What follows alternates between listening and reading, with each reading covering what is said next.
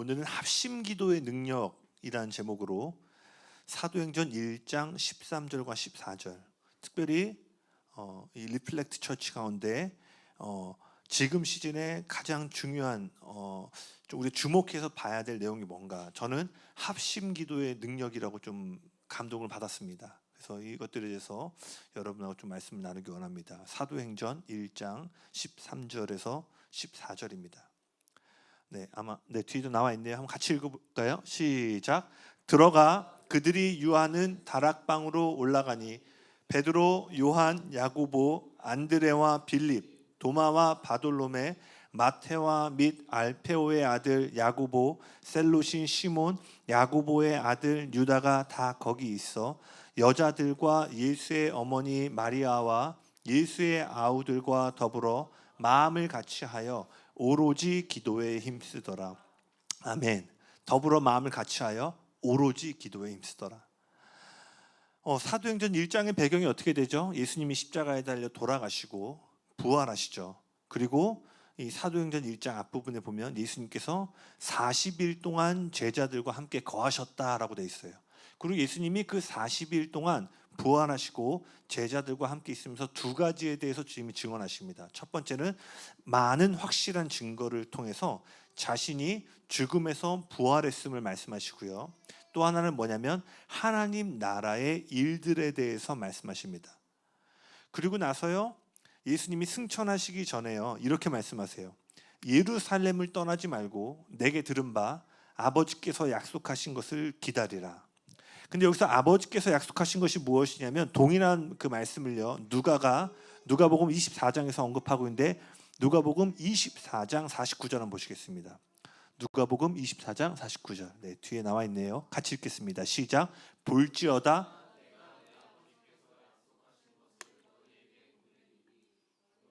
위로부터 능력으로 입혀질 때까지. 네. 이 말씀을 주시면서 40일 뒤에 뭐예요? 제자들이 보는 것 가운데 하나님이 하늘로 승천하십니다.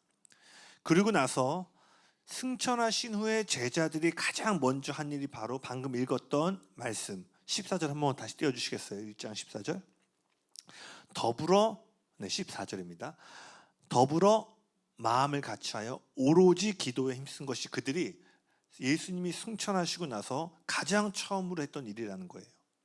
여러분, 이 다락방에 모인 일단의 무리는요, 예수님이 떠난 뒤에 세워진 첫 번째 교회의 모습입니다. 안으로는 이 교회 안에 어떤 일들이 있었죠? 그들을 이끌었던 강력한 리더였던 예수님이 하늘을 떠나 리더십이 부재가 됐어요. 그리고 또 어떤 일이 있었냐면 그들에게 온 세상을 복음을 전하라는, 현재 자신들의 처한 형편으로는 감당할 수 없는 임무가 그들 가운데 주어졌습니다. 또 밖으로는 어떤 일들이 있었죠? 로마 정부와 종교인들이요, 40일 전에 예수님을 십자가에 못 박아 죽였잖아요. 그 추종자들도 그와 같이 죽이고 감옥에 갇히게 하려고 혈안되어 있었어요. 그러니까 안과 밖으로요, 어마어마한 위기와 압박 가운데 그들이 놓여져 있었다는 거예요. 아마 교회사를 좀 관심 있게 이렇게 보신 분들은 1세기 교회사에 어마어마한 그 기독교의 핍박이 있던 것들을 알 수 있습니다. 그 히브리서 11장에 보면 이렇게 돼 있어요. 예수님을 믿는 자들이 채찍질 당하고 감옥에 갇혔고, 이건 양반이에요. 심지어는 돌에 맞는 투석형이나 톱으로 몸이 잘렸다, 칼에 찔렸다라고 히브리서 11장에 돼 있습니다. 그리고 양과 염소의 가죽 옷을 입힌 채 산에 풀어버려 가지고 맹수들로부터 이렇게 물려 죽기까지 만들었죠. 즉 이 초기의 1세기 교회들은요, 예수님을 따르기 위해서는 말 그대로 자신의 생명 전부를 내놓아야 됐어요. 이러한 안과 밖에 이러한 압박이 있는 초대교회가 가장 처음으로 한 게 뭐라고요? 탁월한 전략과 프로그램을 짜는 것이 아니라 자신들을 압박해오는 이러한 문화를 거스르고 오직 기도에 전념했다라는 거예요. 그리고 그들이 다락방에 모인 지 40일이 되던 날에 사도행전 2장으로 넘어가죠. 어떤 말이 나오죠? 호련히 하늘로부터 그 오순절 날에 성령이 불과 같이 임하게 됩니다. 예수님이 말씀하신 위로부터 능력이 임하는 순간이었어요. 그리고 이 능력이 얼마나 강력했는지, 이 능력 가운데 베드로가 한 번 설교를 했을 때 3,000명이 하나님 나라로 들어오게 되는 놀라운 구원의 역사가 일어납니다. 근데 여러분 이걸 잘 기억하셔야 돼요. 제가 찬양에 대해서 나눌 때도 이 본문을 다뤘었는데 40일 전만 해도요, 그 도시는 믿는 자들을 어떻게 해서든 찾아내어 죽이려고 했던 살인의 영이 강하게 누르고 있던 도시였어요. 여러분이 지금 중동에 가서 한 번 설교해서 한 명 구원하는 것도 엄청난 역사인데, 여러분이 만약 그 중동 지역 무슬림 국가에 갔는데 한 번 전도를 했는데 3,000명이 돌아왔다고 생각해 보세요. 말이 안 되는 일들이 이 성령이 임함과 동시에 나타나기 시작합니다. 그러니까 이전에 본 적이 없는 사건들이 막 일어나기 시작해요. 그리고 제가 오늘 다 다루지 못하지만요, 사도행전 2장에 이어지는 말씀을 보면은요, 성령이 임한 증거로 교회 안에 5가지의 사역들이 드러나게 됩니다. 아마 제가 이거는 멤버십 클래스 아니면 그 다음 단계 할 때 아마 교회의 5가지 목적들에 대해서 좀 나눌 때 깊이 좀 나눌 텐데요. 이 성령이 임하고 교회 안에 5가지 사역이 도드라지게 일어나는데, 그 중에 한 사역이 뭐냐면 사도행전 2장 42절. 사도행전 2장 42절입니다. 같이 한번 읽겠습니다. 시작. 그들이 사도의 가르침을 받아 서로 교제하고 떡을 떼며 오로지 기도하기를 힘쓰니라. 아멘. 여기 뭐 있어요? 그 5가지 사역 중에 하나, 가르침, 교제, 떡을 떼고 기도하고, 이 다음 절에 나오지만 예배하는 일들이 있는데, 여기서 했던 건 뭐예요? 성령의 충만함을 받은 사람은 다른 일을 제쳐두고 어디에 전념한다고 돼 있어요? 기도에 전념한다라는 거예요. 자 보세요. 저와 여러분의 삶에 성령님이 임재하시고 충만하다는 증거는요, 여러분의 기도의 삶 또는 기도의 자리에서 고백되어진다는 거예요. 제가 좀 강조하고 싶은 부분은요, 성령님은요 절대로 여러분을 떠나지 않으십니다. 그러나 성령님이 여러분 안에 내주하신 것과 충만하심은 다른 거예요. 그래서 로마서에도 뭐라고 돼 있어요? 우리가 그 충만한 가운데 벗어나서 무엇을 기도해야 될지 모를 때에도 그 성령, 보혜사 성령님은 위로자 되시고 되시는 그 성령이 뭐예요? 말할 수 없는 탄식함으로 우리가 기도하지 못하고 있는 그때에도 중보하신다라고 기록되어 있어요. 그렇지만요, 이것은 내주하심의 사역이지만 충만하심의 사역은 뭐냐면요, 반드시 여러분이 그 성령님의 탄식함과 마치 주파수를 맞추듯이 여러분이 그와 같은 기도의 자리 가운데 나아가서 그 기도의 헌신적인 삶을 반드시 살게 된다는 거예요. 아멘이십니까? 아멘이시죠? 네. 그리고요, 이 초대교회에 나타나는 기도의 모습을 보면요, 크게 2가지 형태가 나타나는데요. 첫 번째는 뭐냐면요, 이 성령의 충만하심이 2가지 형태로 나타나는데, 첫 번째는 뭐냐면 계획된 기도의 삶으로 나타납니다. 이게 바로 사도행전 3장 1절에 나와요. 사도행전 3장 1절. 같이 한번 읽어볼까요? 네, 시작. 제9시 기도 시간에 베드로와 요한이 성전에 올라갈새. 아멘. 여기 이 누가가 이 시간을 정확하게 표시해놨죠. 그리고 9시에 어딜 가죠? 성전에 올라가죠. 유대인들은요, 아주 오래전부터 하루 3번씩 기도하는 전통이 있습니다. 그래서 성경을 보면 3시, 6시, 9시가 바로 그 유대인들이 성전에 올라가서 기도하는 시간이었어요. 그리고 이 기도들은 더 올라가면요, 족장 시대까지 거슬러 올라갑니다. 그래서 시편 55편을 보면은요, 다윗도 하루에 자신이 3번씩 기도했음을 고백하고 있고요. 우리가 잘 아는 다니엘은 이방 나라에서 적어도 70년 이상을 하루 3번씩 예루살렘 성전이 있는 곳을 향하여 기도했다라고 돼 있어요. 초대교회는요, 정해진 시간에 정해진 장소에 나아가 기도했다라는 거예요. 성령이 부어지고 나서 막 즉흥적으로 한 게 아니라 그들이 하고 있던 기도의 루틴들이 여전히 그 충만함 가운데 드려지기 시작했다라는 거예요. 여러분, 성령의 충만함을 갈망하시면요, 구체적으로 시간과 장소를 정하여 드리는 계획적인 기도의 삶을 반드시 경작하셔야 됩니다. 아멘. 그럼 2번째는 뭐냐? 이 기도는요, 또한 즉흥적으로 드려지게 됩니다. 사도행전 4장에 어떤 일이 일어나냐면요, 3장 가운데 베드로와 요한이 아까 읽었던 것처럼 9시에 성전에 올라갔는데 미문에 누가 있었죠? 나면서부터 걷지 못했던 안진뱅이가 있습니다. 그래서 그 안진뱅이가 구걸을 하죠. 그때 베드로가 아주 유명한 그 신약 성경의 말씀을 선포하죠. 은과 금은 내게 없거니와 내게 있는 것으로 내게 명하노니 예수 그리스도의 이름으로 일어나 걸으라. 그리고 이 일들로 인해서 이 안진뱅이에 일어난 일들이 소문이 나기 시작하면서 당시 종교인들이 베드로와 요한을 감옥에 갇히게 하죠. 그리고 이번에는 우리가 너를 풀어주지만 다음번에 한 번만 더 예수의 이름을 전하면 너는 그때 감옥에 갇히는 것 이상의 목숨을 위협받는 그런 처벌을 받을 것을 협박받고 그들이 풀려나게 됩니다. 그리고 나서 그들이 감옥에 나오자마자 어디로 가냐면 그들이 하고 있던 기도 모임 가운데 가게 됩니다. 사도행전 4장 23절에서 24절. 사도행전 4장 23절에서 24절입니다. 같이 읽겠습니다. 시작. 사도들이 노임에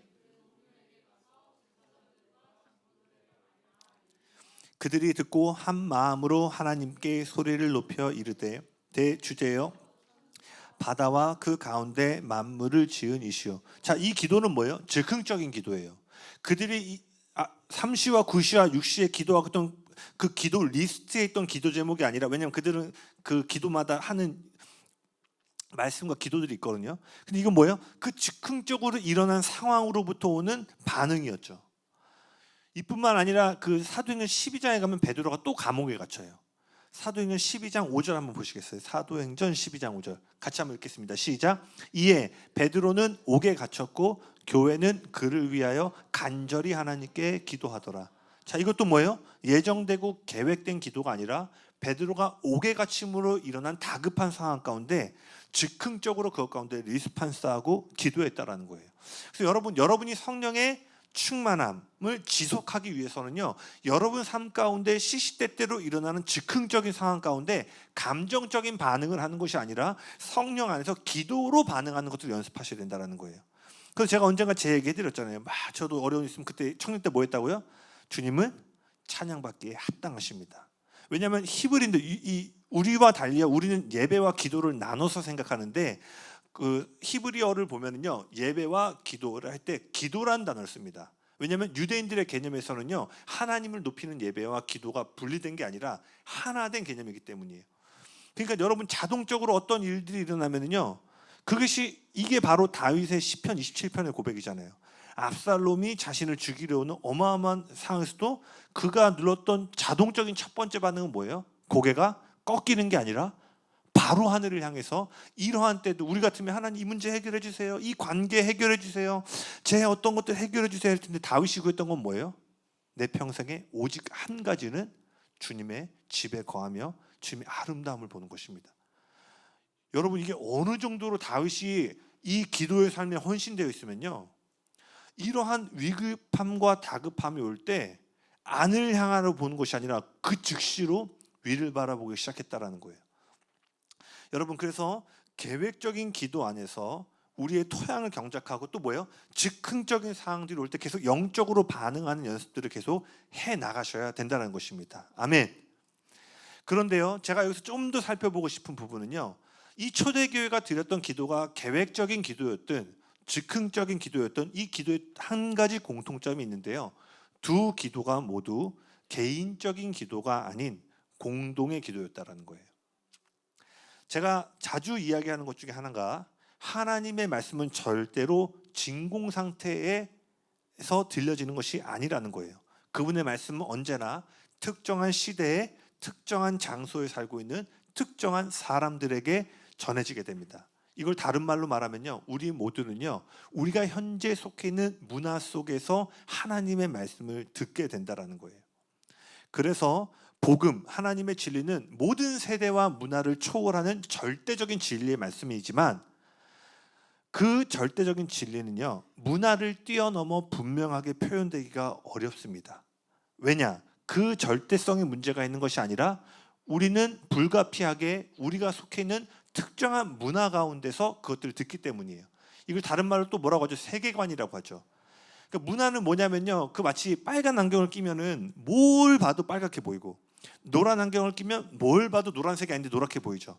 즉 우리는 문화라는 세계관을 갖고 하나님의 말씀을 듣기 때문에 우리가 깨어서 계속해서 진리 안에 우리를 그 다림줄이 되는 말씀 앞에 정렬시키지 않으면요, 자연스레 불가피하게 문화 안에서 하나님의 말씀들을 해석하게 된다라는 거예요. 이것은요, 우리가 속해 있는, 저와 여러분이 속해 있는 문화가 매력적으로 느끼는 부분들은요, 성경 안에서 우리가 끌어당기게 됩니다. 반대로 우리의 문화가 덜 매력적으로 느끼고 또는 불편하게 여기는 영역에 대해서는요, 그 진리들을 계속 밀어내기 시작해요. 저는 그 중에 하나가 개인과 공동체라고 생각되어집니다. 예를 들어서요, 오늘날 지금 우리나라뿐만 아니라 전 세계가 문화가 점점 더 개인화가 되고 있죠. 그래서 어떤 사람은요, 오늘날 시대를 핵가족을 넘어서 이제 핵개인에 이르렀다고 돼 있어요. 핵가족이 언제 나타났죠? 1970년도에 산업화가 일어나면서 그 전까지는요 3대, 4대가 같이 사는 대가족 구조였죠. 근데 산업화가 일어나면서 사람들이 시골이 아니라 도시로 나아가기 시작하면서 세대가 나눠주기 시작했고요. 젊은 세대들은 계속 도시로 오면서 적어도 3세대가 기본 가족 구성원이었는데 이제 2세대가 됐죠. 근데 오늘날 어떻게 돼요? 2세대가 기본이 아니라 이제 한 세대가 기본 가족 구성원 단위로 이르렀어요. 그래서 그 사람은요 핵가족이 아니라 이제 뭐냐면 핵개인의 시대에 들어왔다. 저는 그 단어가 되게 매우 이렇게 통찰력 있게 들리더라고요. 아마 여러분들도요 이제 핵가족을 넘어서 핵개인의 시대에 왔으면 아마 인정하게 될 거예요. 그러니까 이제 뭐야? 핸드폰만 있으면 집에서 모든 걸 할 수 있어. 심지어 빨래도 내가 안 해도 돼. 음식은 말할 것도 없고 코로나 때 그 핵개인이 할 수 있는 모든 생태계가 만들어졌잖아요. 예전에는 뭐 하나 먹으려면 나가야 됐고 뭐 네. 먹을 걸로 제가 배고파서 그런지 네. 갑자기 흔들렸습니다. 네. 그러니까 뭐예요? 우리는요 오늘날 문화가 개인을 되게 매력적으로 느끼기 때문에 성경 안에서도요 아까 막 이런 거죠. 널 위해 너 지난주에 넘어져서 상관없어. 하나님 널 사랑하셔. 막 마음의 은혜가 돼요. 그런데 공동체 헌신하자. 우리 같이 뭔가 해보자. 그럼 어때요? 우리 문화는 왜 교회가 점점 더 어려워질 거냐면요 세상은 점점 더 집단성에 대해서 불편함을 느끼기 시작할 거예요. 이 불편함이 어디까지 갔어요? 국가마저도 불편하게 느끼는 거예요. 이 국가라는 집단이 우리를 도와줘야 되는데 이미 집단과 공동체라는 개념 자체가 이 핵 개인처럼 되는 이 시대 가운데 그것이 구속과 통제처럼 느껴지기 때문이에요. 뭐 나라를 볼 것도 없고 교회도 마찬가지 아니에요? 저희 부모님 세대는 교회가 존경을 받았잖아요. 그래도 목사라고 하면은 도덕적이고 세상과 조금 다른 삶을 사는 듯한 그 대상이었는데 이제 교회는 존경의 대상이 아니라 심지어 혐오의 대상처럼 전락하게 되었어요. 그러다 보니까 성경 안에서도요 이 공동체적인 관점들을 계속 잃어버리게 되는데 오늘 주제와 연결해 본다면요 아까 말한 것처럼 이 초대교회 이 사도행전에 나오는 대부분의 기도의 형태가 공동의 기도임에도 불구하고 이러한 기도의 가르침을 들을 때 우리는 개인이라는 안경을 끼고 이 그것들을 해석하기 시작한다는 거예요. 즉 개인적인 기도 차원에서 계속 이 말씀을 해석하고 적용하려고 하는 성격을 띠게 된다는 거예요. 물론 맞습니다. 성경이 말하는 기도의 시작은요 언제나 나로부터 시작하는 것이 맞아요. 그래서 마태복음 7장에 너희는 기도할 때 골방에 들어가 문을 닫고 은밀한 중에 들으시는 하나님 아버지께 구하라. 그러면 은밀한 중에 그가 갚으신다라고 되어 있어요. 모든 기도의 시작은 개인의 기도가 분명히 맞습니다. 주님을 향한 여러분의 내면 깊은 곳으로부터 하나님을 향한 진실함이 있잖아요. 그 진실함은 언제나 아무도 볼 수 없는 오롯이 하나님과 홀로 보는 시간 가운데 나타나고 만들어지는 것이 분명해요. 그렇죠? 맞나요? 네. 그래서 여러분 골방의 기도를 사랑하셔야 돼요. 왜냐하면 골방의 기도야말로 여러분을 기도해라고 말하는 압박의 요소들이 제일 없는 순간이기 때문이에요. 지금 여기 있으면 전사님 보고 있고 통성 기도하는데 막 진세가 날 눈을 마주쳤어. 그런데 기도를 안 한다. 그럼 그거는 뭐 한번 해보자는 거고. 보통 어떻게 돼요? 앞에서 압박이 있죠. 이 분위기가 주는 좋은 영적인 시너지들이 있죠. 근데 혼자 있을 때는 어떻게 돼요? 오롯이 하나님을 향한 순전한 사랑이 아니고서는요 아무도 보지 않는 곳에서 계속 기도하기가 쉽지 않다라는 거예요. 저도 요즘 아침에 출근해서 출근할 사람이 없으니까 혼자 있잖아요. 네. 근데 이 기도 시간이 너무 좋아요. 그리고 하나님이 돕는 자를 보내서 한 사람이 꼭 와가지고 지금 저를 지난주 내내 밥을 사줬는데 할렐루야. 네. 오늘은 먼저 가가지고 혼자 라면 먹었는데 근데 여기 있으면요 어떠한 시간보다 저도 다시 한번 디톡스라고 하긴 그렇고 다시 내가 멈춰서 근데 저도 이럴 때가 있어요. 갑자기 막 머리에서 파팍 하면서 막 두잉이 막 하고 싶어. 계속 멈추는 거예요. 내가 작정한 시간은. 그럼 계속 거기서 하나님의 얼굴을 구하고 제가 정해진 개인 시간과 하나님을 높이는 기도 시간을 마치면 여러분들을 위해서 기도하기 시작하고 이러한 그래서 여러분 한 시간은 멈추지 않고 기쁨으로 기도할 수 있는 것들을 목표로 삼아서 한번 기도해 보세요. 그리고 여러분 경험하셨을 거예요. 여러분의 환경이 기도 제목의 우선순위가 되면은요 15분, 20분 기도하기 어렵습니다. 언제 1시간 기도할 수 있냐? 죽기 아사 직전까지 가면 여러분 1시간 기도할 수 있어요. 뭐 집이 다 무너지고 박살나고 그러면 뭐 하면서 1시간 할 수 있는데 어때요? 그런 외부의 압박의 요소를 기대해서는요 1시간 기도 힘듭니다. 여하튼요 분명히 개인 기도가 그 진실함이 경작되는 곳은 많지만요 성경은요 개인의 기도를 넘어 공동의 기도에 대해서 끊임없이 가르치고 있음을 여러분 기억하셔야 돼요. 우리가 앞서 살펴본 초대교회의 기도도 공동의 기도였죠. 아까 처음 본 마가의 다락방의 기도 보세요. 아까 말한 것처럼 초대교회가 안과 밖으로 엄청난 장애물과 풍랑을 마주하고 있을 때 그 모든 것을 돌파한 하나님 나라의 역사가 어디에 왔어요? 같은 장소, 같은 마음으로 부르짖었던 공동의 기도 가운데 하나님이 주신 동일한 약속을 붙잡고 모였던 120명의 합심의 기도 가운데 돌파가 왔다는 거예요. 저희가 이제 개척을 했습니다. 그리고 새로운 공간을 얻었어요. 이제 우리가 가정에서 드리던 거와는 조금 다른 형태의 다음 걸음을 내디뎌야 돼요. 어떻게 보면 물론 초대교회와 비교할 건 아니지만 우리도 안과 밖으로 교회가 다음 여정을 감에 있어서 마주하는 장애물들이 있을지 모르겠어요. 그럼 어떻게 하면 될까요? 제가 좀 더 좋은 프로그램, 멤버십 클래스 더 잘 만들고 뭐 시스템 잘 만들어서 처음 온 사람들이 뭔가 와 이게 등록하고 싶다 하면 될까요? 그런 것도 고려해야 되지만 지금 우리가 해야 되는 건 뭐예요?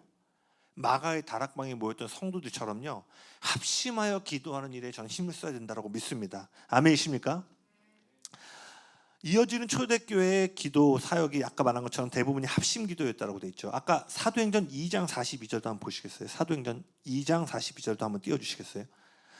다시 한번 읽어볼까요? 시작. 그들이 사도의 가르침을 받아 서로 교제하고 떡을 떼며 오로지 기도하기를 힘쓰니라. 이들이 전념한 기도 앞에 뭐가 있어요? 교제하고 떡을 떼는 합심이 이루어지는 단계들이 있었다라는 거예요. 그래서 우리가 뭘 계속해서 연습해야 되냐면요 여러분 이 영적으로 함께 모일 뿐만 아니라 여러분이 여건이 된다면 서로 떡을 떼고 교제하는 시간을 가지시길 바라요. 서로의 상대방의 삶의 이야기를 들을수록요 우리는 마음과 마음이 연결되기가 쉽습니다. 어떻게 보면 지금 이 시간은요 일방통행이라고 하긴 그렇지만 어쨌든 제가 전하고 여러분이 듣는 위치예요. 그러나 우리가 관계적으로 깊은 합심이 이루어지기 위해서는요 이러한 형식으로 이루어지는 것이 아니라 떡을 떼고 교제하며 그리고 뭐예요? 더 나아가서는 그 합심 하나된 교제 안에서 기도로 전념하는 자리에 우리가 나아가야 된다라는 거예요. 즉 사도행전 2장의 교회의 5가지 사역 중에 이 기도의 사역은 개인적인 차원의 기도 사역이 아니라 뭐예요? 교회의 공동의 기도 사역이었다는 것을 여러분 꼭 기억하시기 바랍니다. 그렇다면 합심 기도의 능력에 대해서 여러분 좀 더 살펴보길 원하는데요. 마태복음 18장 19절에서 20절입니다. 마태복음 18장 19절에서 20절. 예수님이 하늘과 땅을 움직이는 기도의 권세에 대해서 두 본문에서 말씀하셨는데 그 중에 한 본문 마태복음 18장 18절에서 20절입니다. 시작. 진실로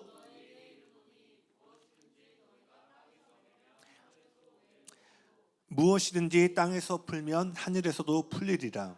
진실로 다시 너희에게 이르노니 너희 중에 2사람이 땅에서 합심하여 무엇이든지 구하면 하늘에 계신 내 아버지께서 그들을 위하여 이루게 하시리라.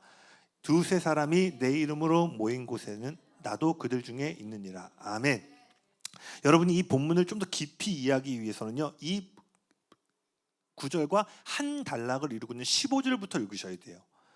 여기 2-3사람이 의미하는 건요 물리적인 2-3사람을 의미하는 게 아니에요. 물론 그런 해석도 나올 수 있지만 여기서 2-3사람은요 교회의 권위를 대표하는 인물입니다. 왜냐하면 그 15절부터 무슨 일이 있냐면 교회 안에 누군가 범죄를 하면은 처음에는 너가 개인적으로 가서 그 사람을 권면하라고 그래요. 근데 그 사람이 듣지 않으면 2-3사람이 그 사람을 찾아가서 권면을 하라고 합니다. 근데 그때 2-3사람의 권면을 듣지 않으면요 교회에 치리가 들어가요. 그럼 이 2-3사람이 의미하는 건 뭐예요? 교회의 사역의 권위를 대표하는 거예요. 이들이 말했을 때 들으면은 교회 안에서 회복이 되는 거고요. 이 2사람의 권면을 듣지 않으면 교회 안에서 잘려나가게 됩니다. 즉 여기서 2-3사람이 모여 기도하라는 것은요. 여기 3명 모여서 너 기도 제목 뭐야? 내 기도 제목 이건데 합심하여 기도하자. 이것도 포함될 수 있지만 본문 자체가 말하고는 이런 기도가 아니라 교회의 사역을 얘기하는 거예요. 그래서 이 2-3사람이 교회 가운데 주신 하나님의 언약과 방향성 또는 그 뜻을 향하여 합심하여 기도할 때 나아가는 기도를 의미합니다. 그때 어떤 일이 있다고요? 하늘과 땅이 영향을 받는 기도가 교회의 기도 사역을 통해서 풀어질 거다. 자, 이보다 앞서서 마태복음 16장에서 동일한 얘기를 하시는데요. 마태복음 16장 18절에서 19절. 제가 안 보냈나요? 네네. 제가 한번 읽어볼게요. 또 내가 내게 이르노니 너는 베드로라. 내가 이 반석 위에 내 교회를 세우리니 음부의 권세가 이기지 못하리라. 내가 천국 열쇠를 내게 주리니 내가 땅에서 무엇이든지 매면 하늘에서도 매일 것이요 내가 땅에서 무엇이든지 풀면 하늘에서도 풀리리라 하시고. 아멘. 이 하늘의 천국 열쇠가 어디에 주어졌죠? 반석 위에 세워진 교회 가운데 주셨다라는 거예요. 다시 말하지만요, 골방에서 드리는 개인의 기도는 너무나 중요합니다. 그러나 동시에 하나님은 골방에서 순전한 마음으로 기도하는 사람들이요, 한 마음으로 한 자리에 모여 기도하기를 갈망하신다라는 거예요. 왜냐하면 합심을 이룬 공동의 기도는요, 개인의 기도가 이루지 못하는 놀라운 힘이 있기 때문입니다. 다시 아까 했던 얘기를 적용해보면 오늘날 문화는 어때요? 개인 기도만 하고 싶은 거야. 꼭 그렇게까지 해야 돼? 꼭 그렇게까지 모여야 돼? 모임 좋죠. 할렐루야. 진석이 아멘. 네, 이럴 때는 만만한 친구에게 제가 네.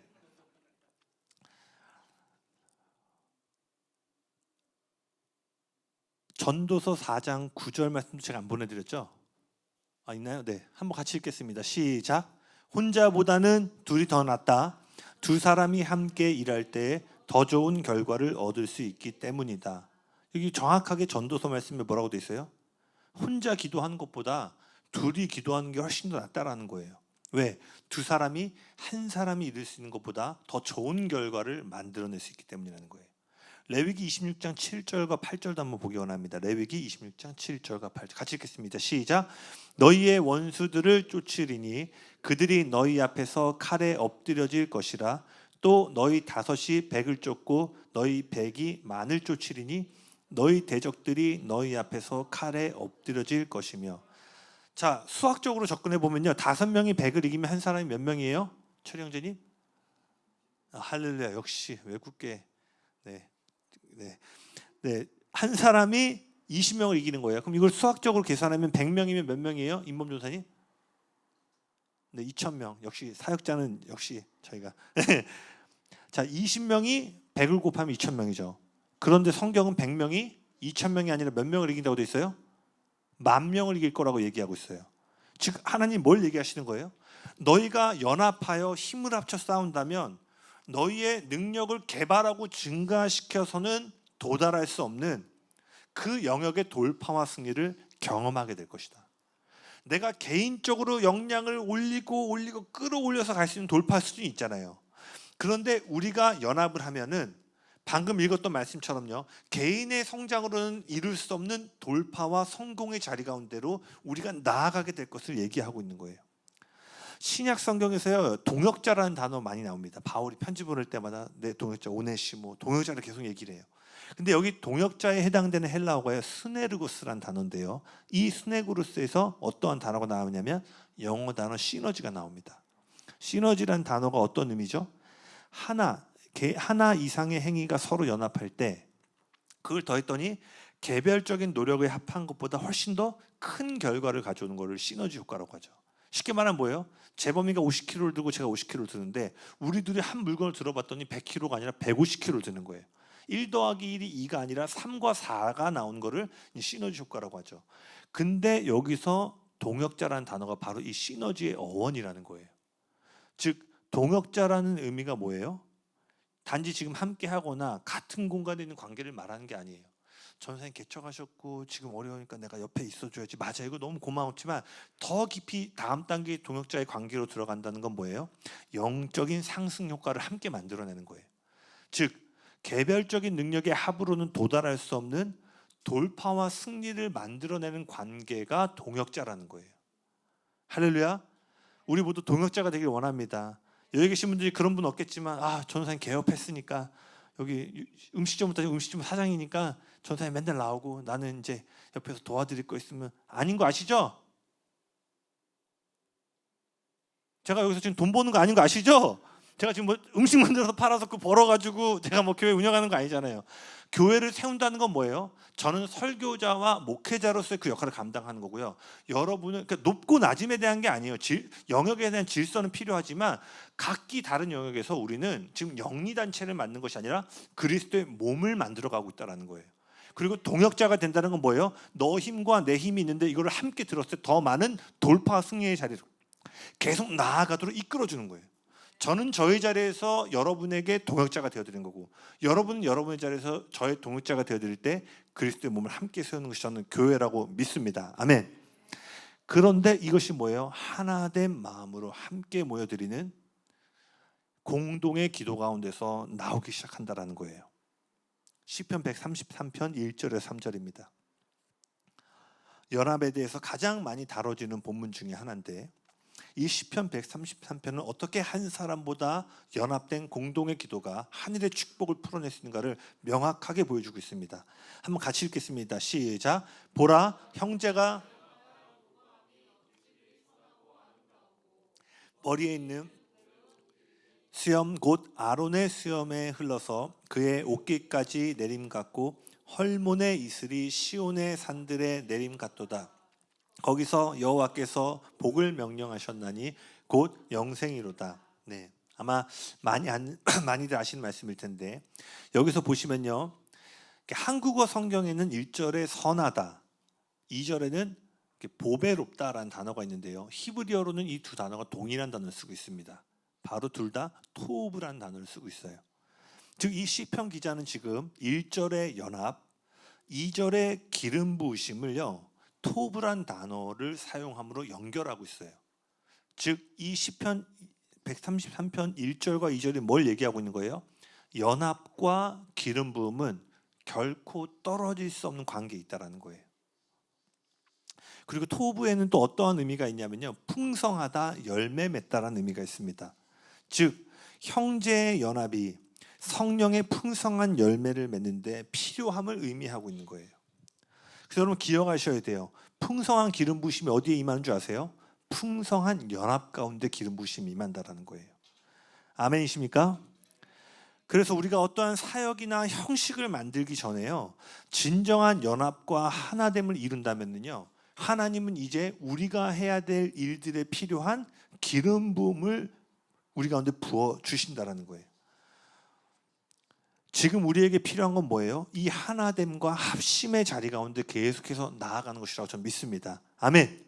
왜? 그 자리에서 부어지는 기름 부심으로 사역을 해야지 우리의 과거의 경험과 패턴 또는 개척교회는 이렇게 해야 된다는 전략으로 접근해서는 안 된다는 거예요. 동의하세요 여러분? 아멘이시죠? 아멘이시죠? 할렐루. 네, 여기 오늘 한 20분 정도 계시는 것 같은데, 자, 저 끝에 계신 형제님 할렐루. 네, 감사합니다. 네, 아마 이렇게 온라인으로는 이 수많은 성도들의 소리가 잘 안 들어갈 텐데 여기 강력 하늘과 땅을 진동하는 지금 아멘 소리가. 그래서 그리고 여러분 기름 부음이 뭔지 아세요, 여러분? 기름 부음도 한번 제가 좀 시리즈로 하고 싶은데, 여러분 왜 기름 부어 달라고 할까요? 우리가 왜 찬양할 때 기름 부음을 구하죠? 여러분 성경에서 기름 부음은요, 하나님의 일을 받는 걸 의미해요. 그래서 구약에서 기름은 언제 부어지냐면 왕과 선지자와 제사장이 세워질 때 부어집니다. 그러니까 기름 부어질 때마다 뭐냐면 역할과 임무가 주어져요. 기름 부으면 하나님 저 사업하는데 제 사업 잘 되게 해주세요. 내가 뭐 학교 공부하는데 기름 부어주셔서 제가 공부 막 잘 되고, 이런 것이 아니라요, 기름 부음이 임하는 순간 여러분은 하늘의 임무를 감당해야 되는 위치로 가게 되는 거예요. 그런데 그 임무를 감당해야 되니까 지혜가 부어지고 재정의 축복이 부어지는 거지, 여러분의 개인, 그래서 뭐냐면 기름 부으심은 개인적인 차원에서 해석하면 안 됩니다. 반드시 기름 부으심은 하늘과 땅, 즉 나를 위한 것이 아니라 나를 넘은 이 땅을 위한 사역과 연결되어 있음을 여러분이 반드시 기억하셔야 돼요.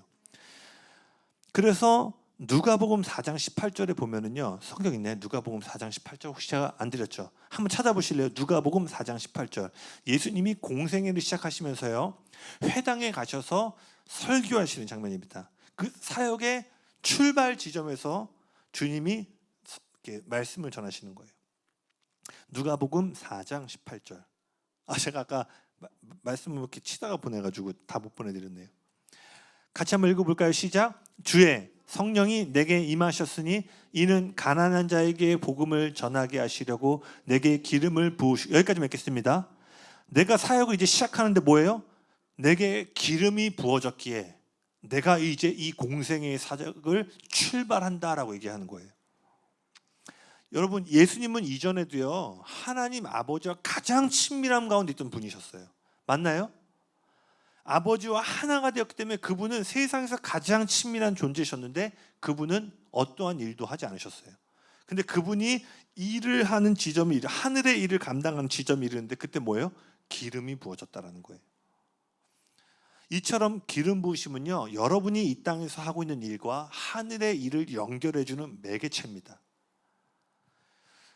그럼 여러분 잘 들어보세요. 친밀함은요 우리 자신에게, 즉 개인의 영 가운데 가장 큰 영향력을 줘요. 친밀함은. 근데 기름 부으심은요 여러분이 속해 있는 영역 가운데 영향력을 미칩니다.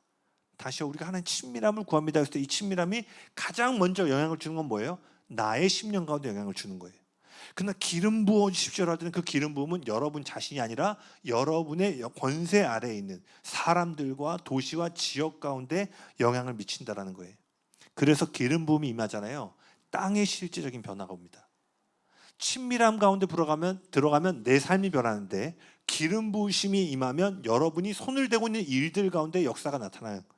그래서 기름 부음이 임하니까 예수님 뭐라고 해요? 포로된 자가 자유케 되고 눈먼 자가 보게 되고, 뭐 때문에? 기름 부으심 때문에.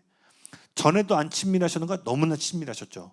그러나 땅의 변화는 기름 부으심을 통해서 나타나기 시작했다는 거예요. 2절을 보시면 시편 133편 2절에 보시면 아까 한번 다시 띄워주시겠어요? 네. 머리에 있는 보배로운 기름이 수연 곧 어디로 뜨르죠? 아론의 수염에 흘러서 옷깃까지 흐르게 됩니다. 여기 보시면 이 기름이 대제사장 역할을 감당하고 있던 아론의 수염을 따라 흘렀다고 되어 있어요. 모세를 따라 흐른 것이 아니라 아론을 따라 흘러갔다고 되어 있습니다. 대제사장의 가장 큰 역할은 뭐죠? 하나님 앞에서 사람들을 대표하고, 선지자는 사람들 앞에서 하나님을 대표해서 하늘의 소리를 말하고, 대제사장은 속죄를 통해서 뭐예요? 사람들을 중재하는 역할을 했죠. 물론 제사장들이 예배를 감당했지만 대제사장, 그러니까 제사장 사역의 가장 핵심은 뭐예요? 중보 사역이에요. 근데 이 기름이 어디에 흘러간다고요? 중보자의 역할을 감당하고 있는 사람, 즉 개인적인 기도를 섬기는 사람이 아니라 다른 이들과 공동의 기도 가운데 헌신되어 있는 아론이라는 사람을 통해서 기름 부으심이 흘러가고 있음을 얘기합니다. 즉 이것은 뭘 얘기하냐면 우리의 연합을 통해 일어나는 역동적인 증가와 돌파가 제사장의 사역, 즉 중보, 공동의 기도를 감당하는 역할과 연결되어 있다는 거예요. 그래서 여러분, 풍성한 연합과 풍성한 기름 부음이 하늘과 땅을 연결하는 중보 기도의 자리로 반드시 이어져야 된다는 거예요. 제가 오늘도 기도했어요. 하나님, 이것 가운데 주야로 하나님을 예배하는 예배자들이 일어날지어다. 주야로 하늘의 아버지의 마음을 이해하고 중보하는 중보자들이 일어날지어다. 각 영역에서 하나님의 말씀을 대언하는 메신저들이 일어날지어다.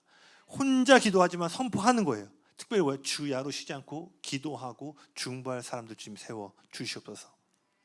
왜냐? 그 기도를 우리가 감당해야지만 하나님은 이 교회 가운데 기름을 부으신다라는 거예요. 우리의 개인의 미니스트리와 사역의 확장이 아니라 하늘의 뜻을 우리가 담아내는 교회가 되어야 될 줄로 믿습니다. 기름 부으심이요, 서로를 연결시키는 자리 가운데로 나아가지 않으면요, 이 기름 부으심 개인 가운데 한동안 머물 수 있습니다. 그런데 사울의 이야기 아시죠? 사울이 기름 부음을 받았어요.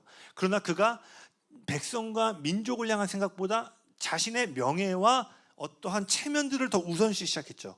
그러니까 그 기름 부으심이 유지가 되었지만 어떻게 돼? 결론적으로는 점점 더 그 기름이 굳게 되어서 교만함과 패망하는 길로 그를 이끕니다. 즉 여러분 삶 가운데 아마 이전에도 하나님이 기름 부으신 지점도 있을 거예요. 근데 여러분이 이 시대가 강조하고 있는 개인주의적 문화 안에서 그 기름 부으심을 해석하기 시작하면요, 놀라운 돌파의 모멘텀이 딱 생겼는데 그것을 활용하지 못하고 개인적인 차원에서 사용하다가 어떻게 돼요? 이 기름이 마치 그 후라이팬의 기름이 오래되면 하얗게 변하는 것처럼 그 기름 부음이 멍해가 되어서 오히려 우리가 다음 여정 가는 데 있어서 도약이 되는 것이 아니라 걸림돌이 되는 일들이 일어날 수 있다는 거예요. 그러니까 여러분 뭐 해야 돼요? 끊임없이 연결되는 자리로 여러분들이 나아가셔야 된다는 거예요. 아멘. 그렇게 할 때 뭐예요? 그 기름 부음이 예수님의 머리로부터 공동의 기도와 중보하는 마음을 가진 아론의 수염을 따라 이제 온 몸으로 흘러가게 되는 거예요. 이웃 가운데 하나님의 마음을 시원케 하는 중보자들이 일어나고 세워질지어다. 아멘. 그러고 나서 마지막 절 3절입니다. 3절에 보면은 이 연합과 기름 부으심의 흘러내림이 뭐라고 돼 있어요? 혹시 헐몬의 이슬이 시온의 산들에 내리는 것 같다라고 돼 있는데, 아시는 분들도 있겠지만 헐몬산은 이스라엘에서 가장 높은 산입니다. 물론 가보신 분들 알겠지만 높다고 해서 엄청 높진 않아요. 이스라엘 자체에 높은 산이 없기 때문에. 그리고 시온산은요, 남쪽에 위치한 아주 낮은 산이에요. 그러니까 지금 이 시편 기자는 가장 높은 산과 가장 낮은 산을 이야기하고 있는데, 이 두 산의 거리가 사실은 어마어마하게 멀기 때문에 이슬이 떨어지는 건 맞지만 이 이슬이 사실 낮은 시온산까지 흘러가는 건 불가능합니다. 그러니까 지금 시적인 표현을 하는 거예요. 그리고 아는 것처럼 이슬은 하나님의 은혜를 상징합니다. 왜냐하면 그 고온 다습한 지방이기 때문에 비가 막 내리는 데가 아니기 때문에 거기 이슬이 되게 중요하거든요. 새벽에 맺히는 그 하나님의 은혜가 흘러와서 절대적으로 닿을 수 없는 시온산까지 흘러가게 될 것을 이야기하고 있어요. 즉 지금 이 시편 기자는 형제의 연합 가운데 부어지는 이 기름 부음이 완전히 다른 두 산이 연결된 것과 맥락을 같이 하여 이야기하고 있다는 거예요. 즉 이것은요, 서로 다른 모습이 주님 안에서 하나 되는 과정을 거칠 때 헐몬산의 이슬이 시온에 흘러내린 것 같이 불가능한 일이라고 했죠. 초자연적인 돌파와 응답 역사들이 이 연합 가운데 풀어지게 되는 것을 이야기하고 있는 거예요. 다시 말합니다. 두세 사람이 연합할 때 어떤 일이 일어난다고요? 개인이 할 수 없는 돌파의 자리 가운데 우리가 나아가게 된다고 했어요. 마지막으로 하나님은 3절 다시 띄워주시겠어요? 이러한 연합의 관계, 결코 흘러갈 수 없는 자연적인 영역에선 일어날 수 없는 초자연적인 돌파와 승리가 이 연합의 기름 부으심을 통해 흘러갈 때 이제 마지막으로 뭐예요? 하나님이 그 자리에 복을 명령하십니다. 시편 67편 7절 한번 보실래요? 시편 67편 7절. 축복받기 원하시는 분은 시편 67편을 정말 많이 묵상하세요. 축복에 대한 매우 중요한 진리들을 담고 있는 시편인데 67편 7절 같이 읽겠습니다. 시작. 하나님이 아멘. 하나님이 주시는 복은요, 물질적인 복이 아닙니다. 하나님이 주시는 그 복이요, 물론 물질적이고 풍성함으로 이어질 수 있지만요, 하나님이 주시는 축복의 본질은 뭐예요? 열방의 구원을 가져오는 거예요. 그러니까 가난하게 살다 간다 할지라도 복음을 전하고 떠나간 인생은 뭐예요? 부유한 삶을 살다 가는 거예요. 그래서 이런 영혼들이 뭐라고 돼 있어요? 천국의 상급이 많을 것이다라고 돼 있죠. 왜냐? 이 땅에서 계산하는 것과 다른 계산법으로 부유함을 측정하기 때문에. 여기 뭐라고 돼 있어요? 복을 주시면 이 복의 결과가 뭐예요? 땅의 모든 끝이 하나님을 경외하게 될 거라는 거예요. 여기 하는 일들 가운데 하나님의 축복을 구하시는 분들이 있다면 이걸 세팅하셔야 돼요. 여기 물론 다 그런 분이시지만 열방의 땅의 끝이 하나님을 보는 일에 쓰임받는 인생 되게 해달라고. 그럼 하나님께서 그것 가운데 그러한 일들이 일어나는 복, 근데 그 복 가운데 이 사람에게 물질이 필요하면 물질을 더해 주시는 거고, 성공과 학업과 지혜가 필요하면 학업과 지혜를 주실 줄로 믿습니다. 아멘. 근데 복의 핵심은 뭐다? 열방이 주님께 나타나고 열방 가운데 주님을 드러내고 사람들을 주님께 이끄는 거라는 거예요. 결국 여러분, 이것이 바로 오순절 마가의 다락방에 임한 일입니다. 이 시편 133편이. 아까 살펴보았듯이 예수님이 떠나시고 초대교회, 한번 나와주시겠어요? 이 초대교회가 했던 일은 뭐예요? 형제가 연합하여 동거하듯이 기도의 자리에 모여 한 마음과 한 영으로 기도에 전념했죠. 우리야 이 타임라인 끝을 다 알고 보니까 그렇지만 그들은 40일 뒤에 올지 20일 뒤에 성령이 올지 모르는 상황이에요. 그러니까 어때요? 첫날, 이튿날 마치 이런 거죠. 우리 특별 기도회 하겠습니다. 그럼 한 주는 어때요? 막 그래 2주까지도 괜찮아. 근데 3주, 4주 넘으면 어때요? 전세 언제까지 하려나? 야, 이거 언제까지 하려나? 개척교회에서 안 나올 수도 없고. 그러니까 어때요? 동력들이 떨어질 수 있는 거예요. 그러니까 이들이 오순절에 올지 몰랐지만 이들은 끊임없이 이 한마음의 텐션을 계속해서 유지해가면서 이것들을 이루어갔죠. 그리고 이러한 합심의 기도 가운데 마치 아론의 수염을 따라 기름 부음이 흘러가듯이 예수님을 통한 기름 부으심, 성령의 기름 부으심이 초대교회 가운데 흘러가게 됩니다. 그리고 이 합심의 기도와 성령의 기름 부으심의 결과가 뭐였죠? 3,000명이 하나님을 인정하고 돌아오는 영생의 축복이 풀어지게 되었다라는 거예요. 할렐루야! 이 모든 것이 전략이나 프로그램으로 이루어진 것이 아니라 뭐예요? 한 마음으로 기도하는 합심 기도, 공동의 기도의 자리에서 풀어지게 되었다라는 거예요. 할렐루야! 저 이제 이 교회가 가야 될 다음 걸음은요, 바로 이러한 합심의 기도의 자리에 나아가는 건 줄로 믿습니다. 그래서 가능하신 분들은요, 제가 계속 얘기하고 있죠. 여러분이 시간이 되실 때에 이 성전에 오셔서 기도하시고요. 수요일 저녁은 저희가 예배자들이 헌신하여서 정해진 시간을 첫 세션을 우리가 한번 예배를 드리기로 결정을 했습니다. 그래서 아마 수요일 8시부터 10시까지는요 실제로 예배자들이 나와서 하나님을 예배하는 일들이 있을 거예요. 제가 좀 이것들이 좀 하나님 은혜를 주셔서 조금 더 수요일 날을 이렇게 세워갈 수 있다면 저는 궁극적으로 수요일은 열방을 향한 기도회까지 이어가기를 원합니다. 물론 그 과정에 단계가 있기 때문에 당장에 우리가 뭐 그런 것들을 좀 시간들이 필요하겠지만 어떻게 보면 공예배 때는 여러분이 주로 설교를 들으시잖아요. 사실 우리에게 필요한 건 뭐냐면 더 많은 메시지보다 더 많은 기도인 줄로 믿습니다. 아멘. 그래서 이러한 제가 그림을 갖고 기도실을 운영하고 있어요. 오전 10시부터 저녁 10시까지 거의 안 옵니다. 괜찮아요. 근데 저도 뭐예요? 저도 문 닫으러 와야 되거든요. 그럼 철이 형제한테 하도 얘기할까? 이런 생각도 혼자 했다가 그냥 했다고 지난 생각으로. 네.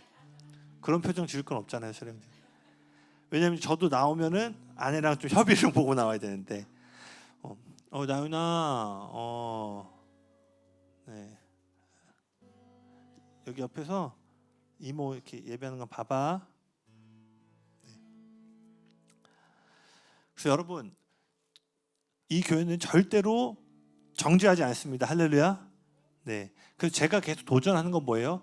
여러분의 마음의 중심을 하나님이 아시니까 그 중심 안에서 여러분이 마음을 한데 모을 수 있는 것들이 무엇인지를 고민해 보시고 그 일들 가운데 우리가 동참하기를 원한다는 거예요.